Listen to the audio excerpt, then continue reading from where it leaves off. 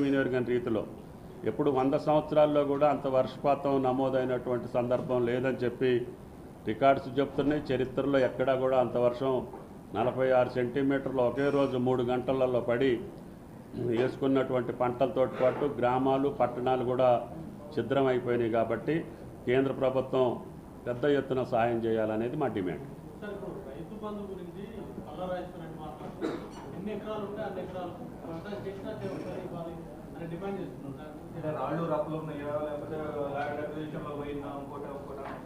మీరేమంటారు?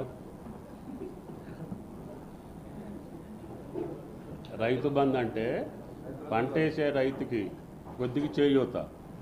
నేను ఏదన్నా మిర్చి వ్యవసాయం చేసినా వరి వ్యవసాయం చేసినా నాకు 40,000 50,000 ఎకరానికి పెట్టుబడి అవుతుంది. 50,000 ఇవ్వలేం, కానీ ఉడతాభక్తిగా ప్రభుత్వం 10,000 రూపాయలు సాయం చేస్తే ఆయనకి చేతిలో ఉన్నా లేకపోయినా మొదలు పెట్టుకొని ముందుకెళ్తాడనే ఉద్దేశంతో చేస్తున్నాం. ఇది వ్యవసాయానికి చేసినటువంటి రైతుకి చేతిలో పెట్టేటటువంటి చేయూత మాత్రమే. అది మీరు ఎట్లా చెప్తే అట్లా చేద్దామని చెప్పి దాన్ని అందుకని కొంచెం పక్కకు పెట్టి అందరూ అభిప్రాయాలు తీసుకుంటున్నాం. 99% కాకుండా 200% చెప్పేది ఏంటంటే పంట వేసినటువంటి రైతుకి ఇవ్వటమే న్యాయం అని చెప్తున్నారు. దాన్నే ఇంప్లిమెంట్ చేయాలనేది కూడా రాష్ట్ర ప్రభుత్వం ఆలోచన. అది కౌలు రైతు మాట్లాడుకోవాల్సిన అవసరం ఉంది. ఆ విషయం కానీ ఆలస్యం అవుతుంది.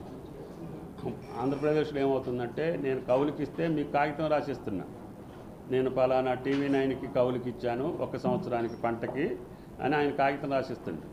ఆ కాగితం పట్టుకొని TV9కి MRO దగ్గరికి వెళ్తే మీ అకౌంట్లో డబ్బులు వేసే అవకాశం వస్తుంది. కానీ ఇప్పుడు తెలంగాణలో కొద్దిగా చట్టాలు వేరే రకంగా ఉన్నాయి, భూ చట్టాలు. దానికి రైతులు కొద్దిగా సంశయిస్తున్నారు. దాన్ని కన్విన్స్ చేసి పంట వేసినటువంటి రైతుకి ఏ రకంగా పోవాలి. ఇప్పుడు నిన్న రేపు ఇచ్చేటటువంటి మేము ఎకరానికి 10,000 ఇచ్చాము మొన్న నష్టపోయినటువంటి రైతులు. అది కౌలు రైతులకే ఇవ్వాలని చెప్పి ప్రపోజ్ చేసి పంట వేసినటువంటి రైతుకి పర్మనెంట్ రిపేర్ ఉందనుకోండి, శాండ్ క్యాస్ట్ అయింది, ఎరోజన్ అయింది, గళ్ళు పడ్డాయి, ల్యాండ్ డెవలప్మెంట్ చేసుకోవాల్సిన పర్మనెంట్ ఖాతాకేమో ల్యాండ్ ఓనర్కి ఇవ్వమన్నాం. పంట నష్టాన్ని మట్టికి కౌలు రైతుకి ఇవ్వమని చెప్తున్నాం. దేనికి? రైతు బంధుది ఇంకా ఫైనల్ కాలేదు. మీరు రాష్ట్ర ప్రభుత్వం యూటిలైజేషన్ సర్టిఫికేట్స్ ఇవ్వకుండా డబ్బులు అడుగుతుంది, యూటిలైజేషన్ సర్టిఫికేట్ ఇవ్వట్లేదని ప్రధానంగా కేంద్ర మంత్రి గత 5 సంవత్సరాల్లో జరగలేదు. మీరు దాన్ని సరి చేశారా? తప్పకుండా ఇప్పుడు అదే మాట్లాడొచ్చాను. Joint secretary